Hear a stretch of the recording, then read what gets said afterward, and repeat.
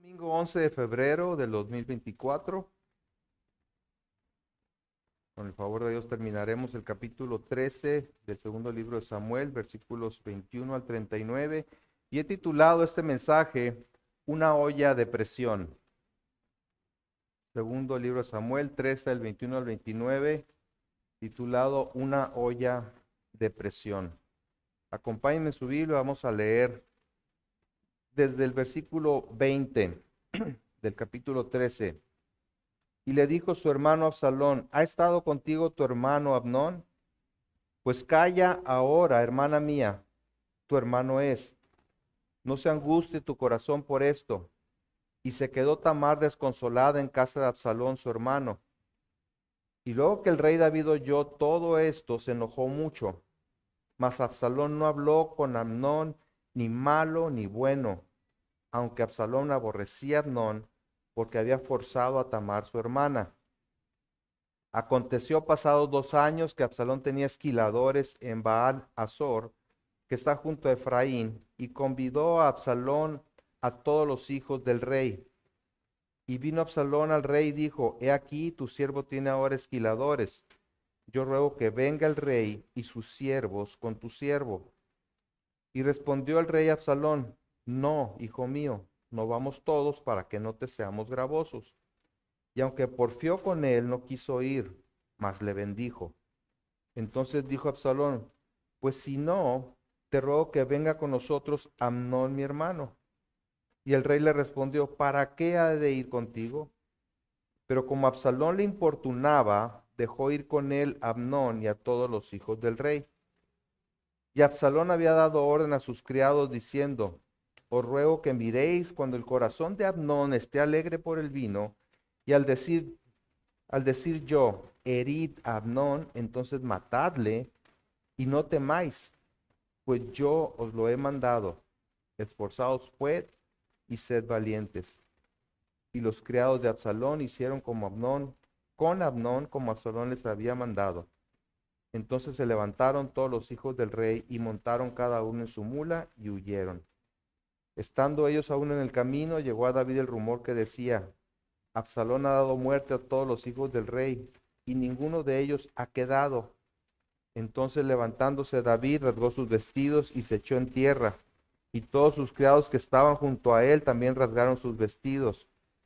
Pero Jonadab, hijo de Simea, hermano de David, habló y dijo: No diga mi señor que han dado muerte a todos los jóvenes hijos del rey, pues solo Amnón ha sido muerto, porque por mandato de Absalón esto había sido determinado desde el día en que Amnón forzó a Tamar su hermana. Por tanto, ahora no ponga mi señor el rey en su corazón ese rumor que dice: Todos los hijos del rey han sido muertos, porque solo Amnón ha sido muerto. Y Absalón huyó. Entre tanto, alzando sus ojos, el joven que estaba de atalaya miró, y he aquí mucha gente que venía por el camino a sus espaldas al lado del monte.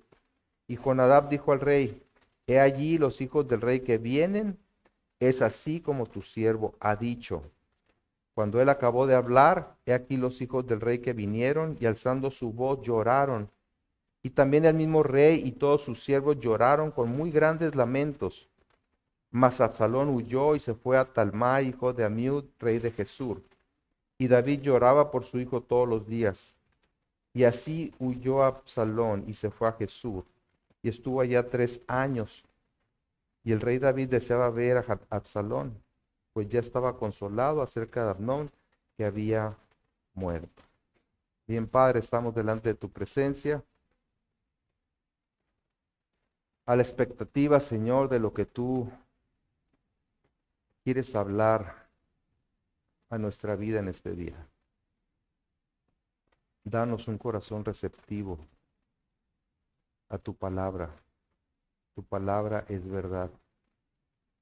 Es tu voz, Señor, hablándonos en esta tarde. Permítenos recibirla de todo corazón y atesorarla para que podamos vivir por ella. Y que tú seas glorificado, Padre. Te lo pedimos en Cristo Jesús. Amén. Pues tal como mencioné la semana pasada, Estamos en una sección de la Biblia que realmente quisiéramos o brincárnosla o que no estuviera o no formara parte de la Biblia. ¿Por qué? Porque es una sección donde lo peor de los humanos sale a relucir. Todo comenzó con el pecado sexual de David, quien deseando una mujer que no le correspondía, adulteró con ella y para ocultarlo mandó matar a su esposo. Y aun cuando David se arrepintió ante la confrontación del profeta Natán, las consecuencias de sus actos se dejarían ver a través de sus descendientes. En el capítulo 12, de 2 Samuel, versículo 10 dice, por lo cual ahora no se apartará jamás de tu casa la espada, por cuanto me menospreciaste y tomaste a la mujer de Urías Heteo para que fuese tu mujer. En cumplimiento de esto y siguiendo los pasos de su padre, Amnón, el hijo mayor de David, deseó a su media hermana Tamar, y al no poderla tener lícitamente, abusó de ella y después la despreció. Lo que vimos la semana pasada. Este repugnante hecho desató una serie de acontecimientos que dominan no solamente el resto del capítulo, sino en realidad la última parte del reinado de David. Ese episodio que comenzó con el supuesto amor, ¿verdad?, de Amnón por su media hermana, concluye con el gran enojo de David y el odio de Absalón hacia su hermano, lo cual nos conduce al desenlace de esta parte de la historia, agregándole tragedia a la tragedia ya existente en el entorno familiar y también en el reinado de David. Esa ira y odio guardado por tanto tiempo tendrán consecuencias terribles que estarán a punto de destruir a David y su reino. Como una olla de presión va acumulando ese odio en la vida de Absalón, que en un momento dado estallará. En todo esto se manifiesta una vez más la falta de acción de David, tanto como padre, como en su calidad de rey de Israel. En gran parte esta pasividad del rey permitió que Absalón decidiera vengarse de Amnón, su hermano. Pero no lo hizo evidente, ni siquiera se precipitó para llevar a cabo la venganza. Guardó resentimiento en contra de Amnón sin decirle absolutamente nada durante 2 años, sin hablarse el uno al otro. Veremos entonces lo peligroso de un corazón cargado de odio y de resentimiento, así como las consecuencias de no tratar oportuna y firmemente con el pecado y con el pecador. Y para efectos del estudio, ha dividido esta sección en 3 partes. La primera es la planeación de la venganza, la segunda es la ejecución de la venganza, y la tercera, los efectos de la venganza. Y mi oración es que atendamos las lecciones y advertencias que esta historia nos presenta, pero sobre todo que podamos ver que a pesar de las fallas humanas, el Señor sigue llevando adelante con fidelidad su plan de redención hasta la venida del Rey que cumpliría con toda justicia y que mediante su sacrificio nos rescataría de la condenación eterna. Porque ¿saben qué? No somos mejores que David, ni que Amnón, ni que Absalón. Y por eso necesitamos a ese rey que no fue ninguno de ellos, sino solamente Jesucristo. Veamos entonces en primer lugar la planeación de la venganza, los versículos 22 al 27. Y en esa parte veremos cómo Absalón aborrece a su hermano y determina vengarse de él. En los versículos 21 y 22 vemos la indignación tanto del rey como de su hijo Absalón por el crimen de Amnón en contra de Tamar, hija y hermana respectivamente. Dice el versículo 21, y luego que el rey David oyó todo esto, se enojó mucho. Mas Absalón no habló con Amnón ni malo ni bueno, aunque Absalón aborrecía a Amnón porque había forzado a Tamar su hermana. Ni David ni Absalón hicieron algo al respecto de manera inmediata. Pero como veremos, desde ese momento, Absalón decidió en su mente y corazón vengarse de su hermano. Tenía razón Absalón para estar indignado con su hermano al grado de odiarlo. Por supuesto que sí. Pues no era cosa menor lo que había hecho en contra de su hermana. Digamos que la ira y el odio de Absalón hacia Amnón procedían de una justa indignación. No era para menos. Sin embargo, la manera de canalizar su ira es lo que lo llevó a un horrible desenlace. Y vale la pena detenernos poquito para ver qué es la ira, qué es el enojo. Bíblicamente, el enojo o ira no solamente es una emoción, algo que sentimos, sino una respuesta activa. Como sabemos, Dios se enoja, Dios se airía. No solamente siente enojo, sino que se enoja como respuesta activa a algo que le desagrada, obviamente al pecado. Y generalmente entendemos la ira como una reacción negativa. Sin embargo, siendo parte del carácter y perfección de Dios, no puede ser siempre negativa. Si Dios se enoja, entonces no necesariamente es algo negativo. La ira divina es una respuesta en contra del mal que conlleva una justa retribución.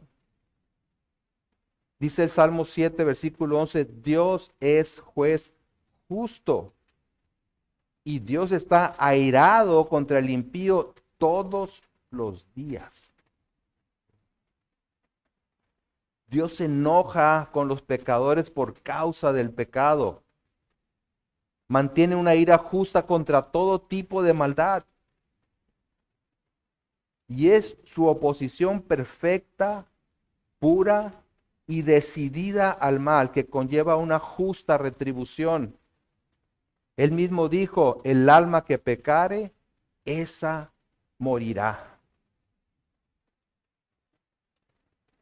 El problema es que nosotros no somos justos como Dios lo es.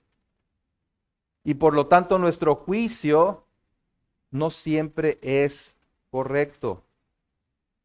Nuestra respuesta a lo que percibimos como injusto tampoco lo es. Y el castigo o la retribución está determinado por nuestro estándar, que generalmente está sesgado. Esperamos misericordia hacia nosotros. Si nosotros ofendemos, esperamos misericordia. Pero si alguien nos ofende, exigimos justicia. ¿En base a qué evaluamos si la causa de nuestro enojo es justificada? Tenemos una perspectiva limitada de las cosas, un juicio sesgado. No somos como Dios, que es juez justo. ¿Y nuestra respuesta es siempre correcta? ¿O es una vía de escape a nuestras frustraciones? Porque generalmente nuestras respuestas de enojo tienen un factor, ¿verdad?, de frustración. Y si no, díganme, padres de familia, si no es así con los hijos. Muchas veces nuestra respuesta es cuando ya nos colmaron la paciencia, ¿no? ¿Y el castigo? ¿En base a qué aplicamos el castigo? ¿Realmente de manera equitativa? Bueno, pues el odio de Absalón por el crimen de su hermano habría tenido su justa medida si le hubiesen causado conforme a la ley. Pero trató de hacer justicia por sí mismo al violador del mandamiento en contra del adulterio, violando él mismo el otro gran mandamiento de Dios que dice, no matarás. Y eso es en lo que con frecuencia caemos en nuestra respuesta a lo que percibimos como una ofensa. Respondemos como Absalón, pecando en contra del que consideramos un pecador. Por eso dice en Romanos 12:19, no os venguéis vosotros mismos, amados míos, sino dejad lugar a la ira de Dios, porque escrito está, mía es la venganza, yo pagaré, dice el Señor. Ah, pero qué difícil, ¿verdad? Qué difícil es esperar en la justicia divina. No, queremos nosotros tomar cartas en el asunto y vengarnos por nosotros mismos. Solo Él es perfectamente justo. Y tanto su evaluación del delito como su castigo siempre son correctos. Pues no solamente conoce los hechos mejor que nadie. Nadie lo puede engañar, sino las motivaciones del corazón. Y a veces nosotros ponemos motivaciones inclusive en los hechos, ¿verdad? Motivaciones que no conocemos. Podríamos pensar que Absalón tan solo estaba dejando pasar el tiempo para que se le bajara el coraje, pues dice el dicho que el tiempo lo cura todo. ¿En serio? Dice aquí en el versículo 23, aconteció pasados 2 años que todo quedó solucionado. ¿No, verdad? Pasaron 2 años así, 2 años en los que el odio y resentimiento de Absalón hacia su medio hermano fueron creciendo y no disminuyendo. Y esto nos indica que cuando no se actúa con determinación y oportunamente, el resentimiento se convierte en amargura y sus raíces crecen y crecen, haciéndose cada vez más difícil salir de esa condición. 2 años durante los cuales Absalón pudo haber tratado el asunto con su hermano de alguna manera. Y David también, como rey, como padre. Pero el tiempo solo profundizó su resentimiento y la raíz de amargura fue creciendo al grado de una fuerte obsesión por vengarse. De ahí que diga en Hebreos 12:15, mirad bien, no sea que alguno deje de alcanzar la gracia de Dios, que brotando alguna raíz de amargura os estorbe y por ella muchos sean contaminados. Una raíz de amargura no solamente afecta al que está dejando crecer esa raíz de amargura en su vida, sino a muchos a su alrededor. Y solo dejar pasar el tiempo no significa que los problemas se resuelvan. Pues como veremos enseguida, Absalón no ha quitado el dedo del renglón en esa determinación de vengar a su hermana. Y mientras tanto, David se mantenía al margen de la situación. Dice que Absalón no habló con Amnón ni malo ni bueno. O sea, no tuvo trato con él. Pero David tampoco hizo algo. Como vimos la semana pasada, él nada más se enojó. Y esto permitió que los conflictos familiares crecieran, y no solamente dentro de la familia, sino en todo el reino. Entonces, Absalón planea la venganza. Aprovecha la fiesta de la esquila de ovejas para invitar al rey y a sus hermanos. Esto podía interpretarse como su buena voluntad para reunificar a la familia y que todo problema quedara atrás. Sería la fiesta de la paz. No habían tratado el problema a fondo. Así es, así es que extiende la invitación al rey y a todos sus hijos, sabiendo que muy probablemente David no abandonaría Jerusalén para asistir a este evento. Y entonces insistiría en que fuera su primogénito Amnón en su representación. Dice el versículo 23, aconteció pasados 2 años que Absalón tenía esquiladores en Baal Azor, que está junto a Efraín, y convidó a Absalón a todos los hijos del rey. Y vino Absalón al rey y dijo, he aquí tu siervo tiene ahora esquiladores.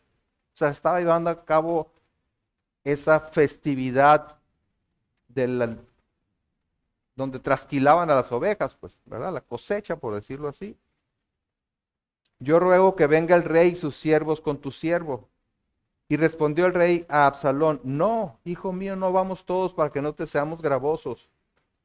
Y aunque porfió con él, no quiso ir, mas le bendijo. Entonces dijo Absalón, pues si no, te ruego que venga con nosotros Amnón, mi hermano.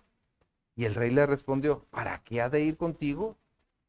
Pero como Absalón le importunaba, dejó ir con él a Amnón y a todos los hijos del rey.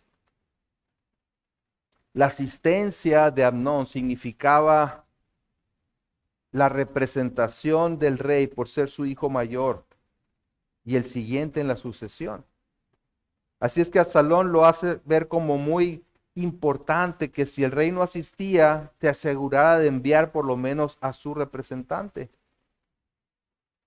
Y a David se le hizo un poco raro que Absalón quisiera incluir a Amnón en la lista de invitados, considerando el antecedente de que no se hablaban para nada. Así es que le pregunta, ¿por qué ha de ir contigo? Y entre líneas, pues, ¿qué no se supone que están enemistados? ¿De cuándo acá quieres invitar a tu fiesta a ese que tanto odias? Tal vez el rey sospechaba acerca de las intenciones de Absalón, pero al final de cuentas se dio. Igual que se dio en la ocasión que envió a su hija Tamar a atender a Amnón. Tal vez pensó que era una buena oportunidad para la reconciliación, no sabemos. Pero eso da pie entonces a la segunda parte, que es la ejecución de la venganza. Absalón lleva a cabo su plan para matar a su hermano. Dice el versículo 28, y Absalón había dado orden a sus criados diciendo, ruego que miréis cuando el corazón de Amnón esté alegre por el vino. Y al decir yo, herid a Amnón, entonces matadle. Y no temáis, pues yo os lo he mandado. Esforzaos pues y sed valientes. Esto es lo que en términos jurídicos se conoce como premeditación, alevosía y ventaja. Agravantes, ¿verdad, abogado? Agravantes en cualquier caso. Absalón planeó el asesinato de su hermano. No fue algo circunstancial. Pero a diferencia de muchos autores intelectuales de un crimen, él asumió toda la responsabilidad. Él le dice a sus criados, miren, ustedes obedézcanme. La bronca es mía. Yo los he mandado. No tengan temor de lo que les pueda pasar. Yo asumo la responsabilidad. Ahora, ¿quién nos recuerda esta acción tan asombrosamente fría? De mandar matar a alguien. A David, ¿verdad? Tratando de ocultar su pecado con Betsabé, manda matar al esposo.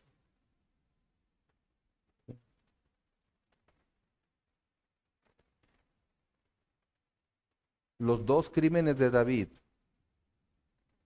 se reprodujeron en sus dos hijos.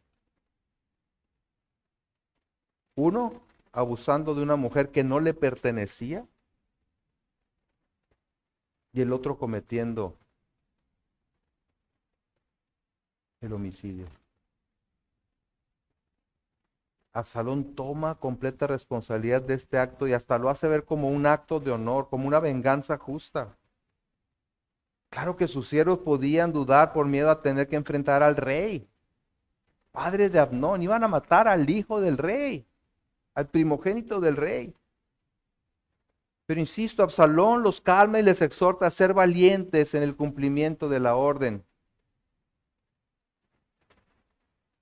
Y de alguna manera se puede aquí vislumbrar una intención secundaria en Absalón al matar a su hermano. Eliminando al primogénito, Absalón tiene mayores posibilidades de quedarse como sucesor. ¿Qué mejor oportunidad para eliminarlo del camino que por su propio pecado? Vemos en Absalón su deseo de venganza combinado con su ambición, dos elementos propicios para hacer lo que hizo. Y esto va a salir a relucir más adelante. Entonces los criados de Absalón ejecutan la orden. Versículo 29 dice, y los criados de Absalón hicieron con Amnón como Absalón les había mandado. ¿Qué hicieron? Lo mataron. Cuando ya estaba ahí medio borrachín, lo mataron. Entonces se levantaron todos los hijos del rey y montaron cada uno en su mula y huyeron. O sea, viendo la situación, los demás hermanos de Absalón huyen rápidamente porque temían que a ellos también los matara. Pero como suele suceder en estas situaciones, las noticias se desvirtúan y le llegan a David. Recuerden, David no está ahí, está en Jerusalén. Le llegan estas noticias en el sentido de que todos sus hijos habían muerto. Así que vemos en tercer lugar falsas noticias al palacio. Versículo 30, estando ellos aún en el camino, ¿quiénes? Los hijos del rey. Llegó a David el rumor que decía, Absalón ha dado muerte a todos los hijos del rey y ninguno de ellos ha quedado. Entonces levantándose David rasgó sus vestidos y se echó en tierra y todos sus criados que estaban junto a él también rasgaron sus vestidos. Aquí el autor se asegura de calificar como rumor esta noticia de la muerte de todos los hijos del rey. Pero evidentemente David no sabía eso. Así que podemos imaginar el impacto que la noticia tuvo sobre él. Nosotros estamos leyendo y decíamos, es un rumor. Y rápidamente pasamos a los versículos siguientes donde ya se aclara esta situación. Pero para David no era un rumor. Era una noticia que da por buena. Llámenle fake news, ¿verdad?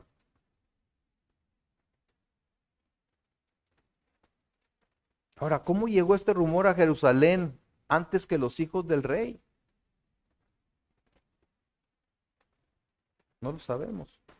Le mandarían un WhatsApp ahí a alguien, o sea, no sé. Pero es evidente que el odio de Absalón por su hermano Amnón no era un secreto. Esto es lo que nos da a entender toda esta situación, ¿verdad? Absalón había aborrecido a su hermano, había guardado ese resentimiento, ese rencor en contra de su hermano, y no era un secreto, eso se conocía, estaba a la vista de todos. Y tal vez la intención de quedarse como el único heredero. A lo mejor se manejaba esa idea ahí entre los cercanos al rey. Pero veamos el proceso. De alguna manera llegaron al palacio noticias de un asesinato perpetrado por la gente de Absalón. Y alguien inmediatamente ató cabos y supuso que Absalón había llevado a todos sus hermanos a la fiesta para matarlos. Ah, ya ven lo que decíamos. Esa conjetura se convirtió en una convicción, la convicción en un rumor, y el rumor llega a oídos de David como una verdad.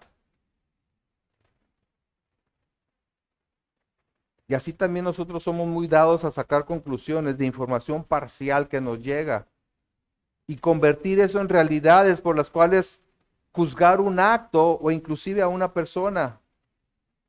Sin tener la información completa, hacemos toda una historia y hasta llegamos a condenar a otros. No es que lo que Absalón hizo fuera un crimen menor, mató a su hermano, al hijo del rey, solo que no era como se rumoraba. No eran fidedignas esas noticias. Ahora, en segundo lugar, surge alguien que tenía información más precisa. Jonadab. ¿Se acuerdan de Jonadab? Al inicio del capítulo 13. ¿Quién fue el que le dio la idea a Amnón de cómo atraer a Tamar? Jonadab. El amigo, entre comillas, de Amnón. Bueno, aquí entra en escena otra vez Jonadab, el amigo de Amnón, y como veremos, alguien que también estaba muy al tanto de los planes de Absalón.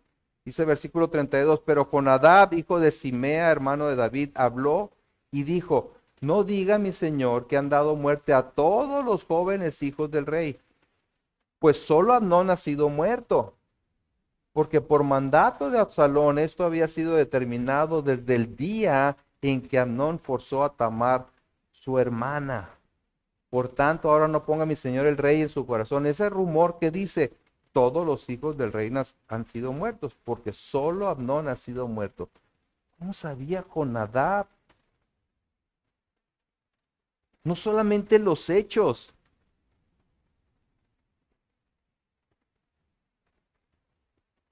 lo que había pasado, que solamente Amnón había muerto, sino quién lo había mandado matar y la razón para hacerlo. Dice, porque por mandato de Absalón esto había sido determinado desde el día en que Amnón forzó a Tamar, su hermana. ¿Cómo sabía esto Jonadab?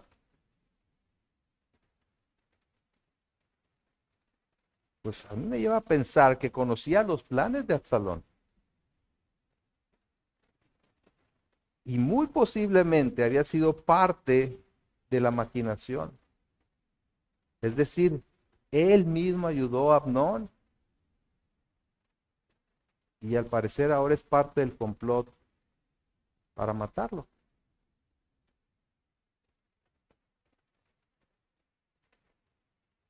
Evidentemente era uno de esos oportunistas que se va con quien le conviene en el momento preciso, ¿no?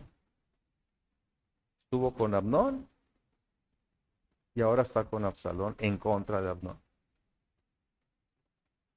En tercer lugar, vemos la respuesta tanto de David como de Absalón. David debió sentir algún alivio con la aclaración de Jonadab, pero lo confirma una vez que llega el resto de sus hijos. Versículo 34 dice, y Absalón huyó.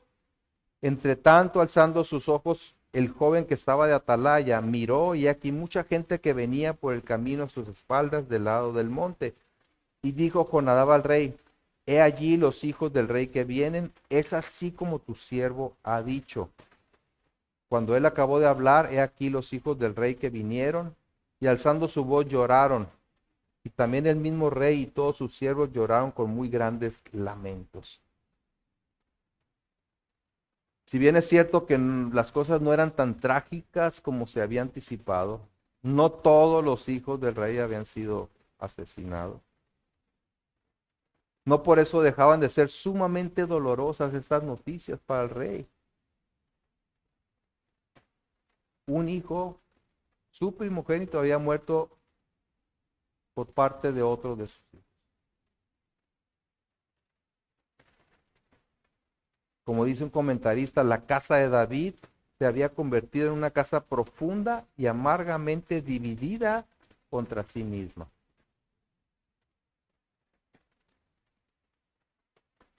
¿Qué hace Absalón? Huye. Huye a refugiarse en tierra de su abuelo materno. Dice el versículo 37, mas Absalón huyó y se fue a Talmai, hijo de Amiud, rey de Jesús. Y David lloraba por su hijo todos los días. Así huyó Absalón y se fue a Jesús y estuvo allá 3 años. Y el rey deseaba ver a Absalón, pues ya estaba consolado cerca de Abnón, que había muerto. 3 años en que Absalón estuvo exiliado en la tierra de Jesús. Tiempo durante el cual no parece que David hiciera algún intento por llamarlo a cuentas. A donde se fue Absalón era tierra de uno de sus suegros. Tenía muchísimo, ¿no? Papá de Maaca. Pero nuevamente vemos la pasividad de David ante una situación que meritaba una pronta acción de su parte. No sé, de alguna manera pudo haber hecho algo para llamarlo a cuentas. Digo, cuando quiso David, enfrentó a cualquier enemigo que se le ponía enfrente. Pero solamente dejó que el tiempo pasara y el coraje que debió sentir hacia Absalón se convirtiera nada más en un extrañamiento. Porque dice ahí que lo extrañaba, deseaba verlo, ¿no? Lo extrañaba mucho. Y habiendo recibido consuelo por la muerte de Abnón, pues ahora más que nunca deseaba ver a su hijo Absalón. No para confrontarlo necesariamente o para hacer justicia, solo dice que deseaba verlo. Después de 3 años, Absalón regresaría a Jerusalén, pero la relación entre padre e hijo nunca más sería como debía ser. No nomás eso, veremos cómo Absalón se vuelve en contra de su padre. Insisto, una vez más sale a relucir la falta de carácter de David para disciplinar a sus hijos y las graves consecuencias de su negligencia. Sus propios pecados y un amor mal entendido le impedían actuar con firmeza cuando se trataba de su familia. Y esto dio pie al cumplimiento de la profecía de Natán de que la espada nunca se apartaría de su casa. Sí, estaba determinado por Dios que eso iba a pasar. Pero David tenía responsabilidad en todo esto, al igual que sus hijos. Su prestigio y su reinado declinaban. Y solo por la promesa de Dios prevalecería de generación en generación hasta la llegada del único Rey justo y Salvador de los hombres. Como les dije, es una historia triste, una tragedia familiar que le agrega a otra tragedia familiar. Y de repente nos preguntamos, bueno, ¿y para qué está aquí en la Biblia? ¿Para qué quiso Dios que nosotros tuviéramos acceso a esta historia? En 2 Timoteo 3:16 dice, toda la escritura es inspirada por Dios. Toda la escritura es inspirada por Dios y útil, provechosa para enseñar, para redarguir o reprender, para corregir, para instruir en justicia. Así que de acuerdo con esta declaración, esta historia de la vida de David y sus descendientes, por más trágica y triste que es, debe ser útil para nosotros. Nos enseña algo, nos reprende por algo, nos corrige en otras cosas y nos instruye en el camino de justicia. De tal manera, dice el versículo 17, a fin de que el hombre de Dios sea perfecto, enteramente preparado para toda buena obra. Tiene un propósito de santificación en nosotros. A través de esta historia aprendemos el peligro de no atender de manera oportuna el enojo que sentimos en contra de alguien, sea justo o no, y lo grave de querer cobrar venganza por nosotros mismos en lugar de dejarla en manos de Dios. Aprendemos lo perjudicial que es no disciplinar y castigar el pecado oportunamente. Somos advertidos acerca de dejarnos llevar por los deseos de nuestro corazón. Nos confronta con el hecho de que si desafiamos los caminos de Dios, nos haremos un daño terrible a nosotros mismos y a los demás y sufriremos las consecuencias de nuestros actos. Pero sobre todas estas lecciones y advertencias, tengamos en cuenta que las Escrituras no están destinadas a ser meramente útiles o provechosas como lecciones morales, sino que principalmente tienen la intención, como dice el versículo 15 de 2 Timoteo 3, hacernos sabios para la salvación por la fe que es en Cristo Jesús. Tiene propósitos de salvación. No es nada más, no hagas esto, no hagas aquello, haz esto y haz aquello. Es hacernos sabios para la salvación por la fe que es en Cristo Jesús. ¿Por qué? Porque estas historias nos confrontan con nuestra propia realidad. Porque ¿saben qué? No somos mejores que ellos, ni que David.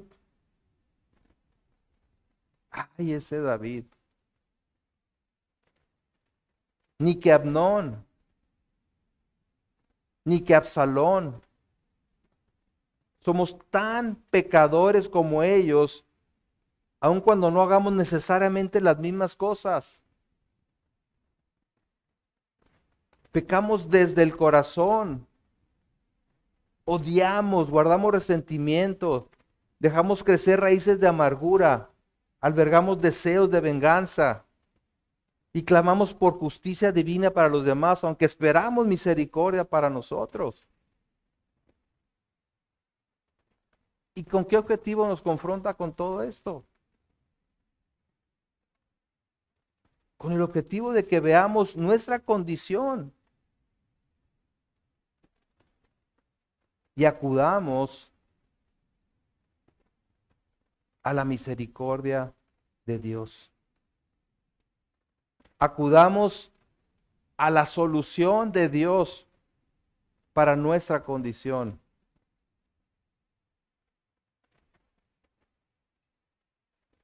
Acudamos al único Rey que realmente puede salvarnos y rescatarnos de nuestra maldad, a Jesucristo.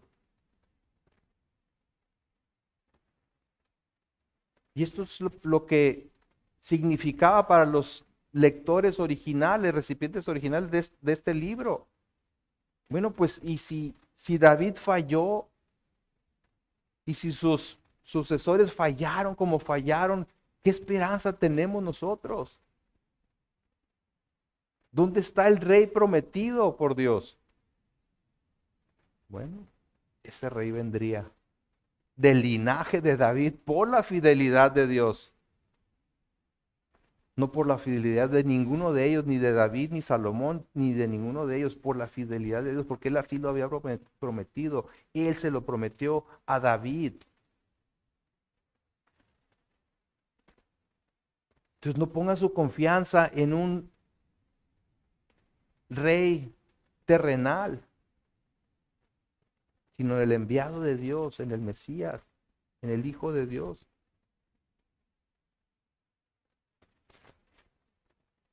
El apóstol Pablo lo expresa de manera muy clara en Tito capítulo 3. Y vamos a Tito capítulo 3.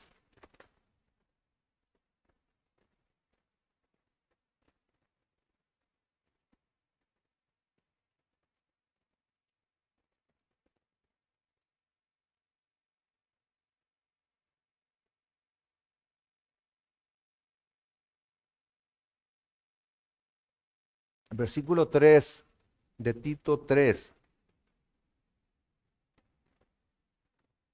Dice, porque nosotros también éramos en otro tiempo insensatos, rebeldes, extraviados, esclavos de concupiscencias y deleites diversos, viviendo en malicia y envidia, aborrecibles y aborreciéndonos unos a otros. Y que quede claro, dice, éramos en otro tiempo. Versículo 4. Pero cuando se manifestó la bondad de Dios nuestro Salvador y su amor para con los hombres, nos salvó, no por obras de justicia que nosotros hubiéramos hecho, sino por su misericordia, por el lavamiento de la regeneración y por la renovación en el Espíritu Santo, el cual derramó en nosotros abundantemente por Jesucristo, nuestro Salvador, para que justificados por su gracia, viniésemos a ser herederos conforme a la esperanza de la vida eterna. Esta es nuestra realidad distintiva como cristianos, que éramos en otro tiempo, en el pasado.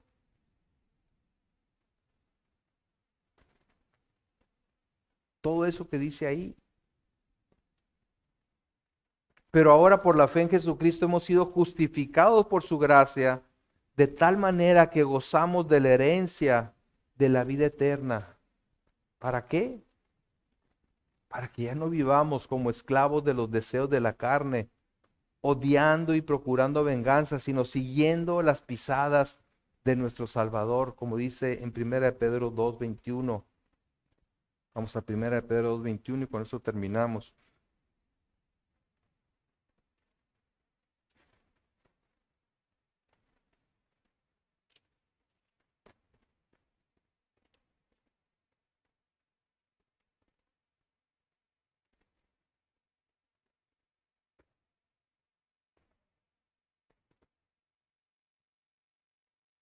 Dice, pues para esto fuisteis llamados, porque también Cristo padeció por nosotros, dejándonos ejemplo para que sigamos sus pisadas, el cual no hizo pecado ni se halló engaño en su boca, quien cuando le maldecía no respondía con maldición, cuando padecía no amenazaba, sino encomendaba la causa al que juzga justamente, quien llevó él mismo nuestros pecados en su cuerpo sobre el madero, para que nosotros, estando muertos a los pecados, vivamos a la justicia, y por cuya herida fuisteis sanados. Porque vosotros erais como ovejas descarriadas, pero ahora habéis vuelto al pastor y obispo de vuestras almas. En Cristo. Si tú estás en Cristo, has muerto a los pecados y ahora vives conforme a la justicia de Dios, sabiendo que Él padeció por ti en la cruz, dándote una nueva vida. Ahora, si no estás en Cristo, si no has puesto tu fe en Él como tu único y suficiente Salvador, entonces sigues muerto en tus delitos y pecados.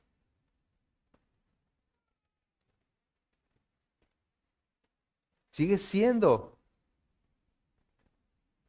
como ese Amnón y ese Absalón que hemos estado viendo en la historia, en esta historia. Pero para eso vino Cristo. Padeció por nosotros, dejándonos ejemplo para que sigamos sus pisadas. Pero no solamente como ejemplo, sino que Él llevó, dice Él mismo, nuestros pecados en su cuerpo sobre el madero, para que nosotros, estando muertos a los pecados, vivamos a la justicia. ¿Sí?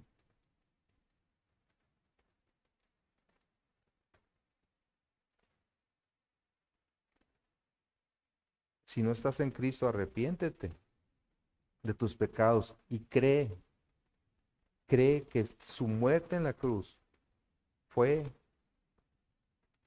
para pagar por tus pecados y entrégate a Él de todo corazón. Oremos, Padre, gracias. Gracias por tu palabra. Gracias por recordarnos que tú eres nuestra justicia.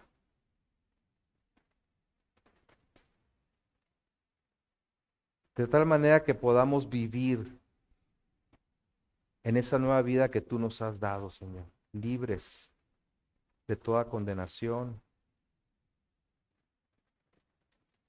libres para no caminar conforme a los deseos